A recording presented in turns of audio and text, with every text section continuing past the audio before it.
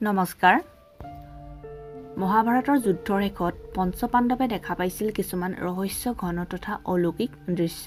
বৰ্তমান হুবহু প্ৰতিফলিত হৈ আছে এই গ্ৰন্থখনত বৰ্ণিত সকলোসমূহ দৃশ্য।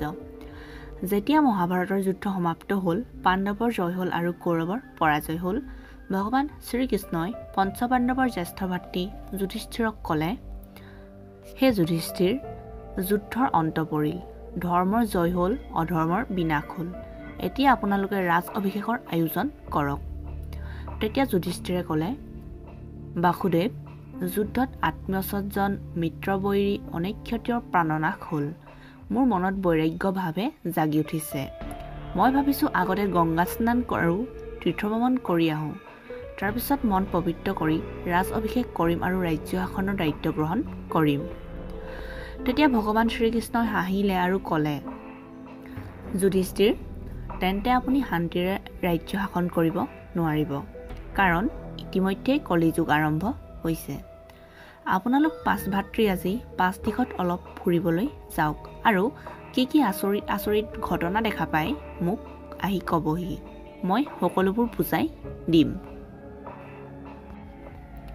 আৰু পঞ্চপাণ্ডৱে শ্ৰীকৃষ্ণৰ কথা শুনি গোটেইকেইজন 5 দিশে অলপ ফুৰিবলৈ গ'ল।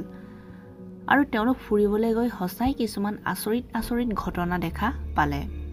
সন্ধিয়া পঞ্চপাণ্ডৱ আহি ভগৱান শ্ৰীকৃষ্ণক জনোৱাত শ্ৰীকৃষ্ণই তাৰ কাৰণসমূহ বুজাই দিলে। ধৰ্মৰাজ যুধিষ্ঠিৰে দেখা পাইছিল দুডাল শুঁৰ থকা এটা হাতীয়ে হাবিত গছৰ পাত খাই থকাৰ দৃশ্য।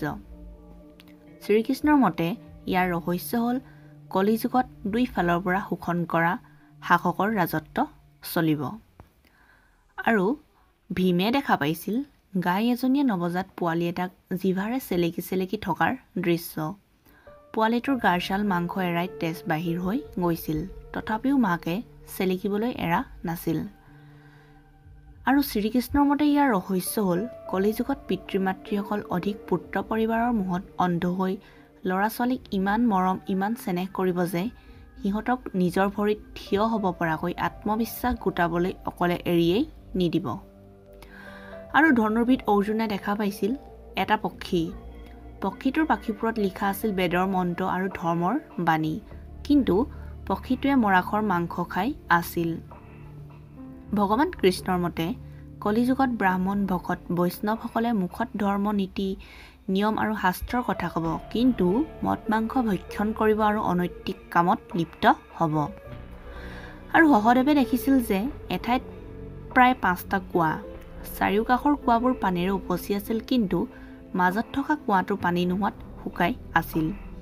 ভগৱান শ্ৰীকৃষ্ণৰ মতে ইয়াৰ ৰহস্য হ'ল কলিযুগত ধনী মানুহে বিবাহ শ্ৰাদ্ধ উৎসৱ আৰু লাহ বিলাসত হাজাৰ টকা অনৰ্থক খৰচ কৰিব, কিন্তু কাষৰ দুখীয়া অভাৱী নিষ্কিণ নিচলাজনক এটকা দিও সহায় নকৰিব। আৰু নকুলে দেখিছিল যে পৰ্বতৰ ওপৰৰ পৰা ডাঙৰ শিল এটা বাগৰি আহিছে। শিলটো বাগৰি আহি ডাঙৰ গছ শিলত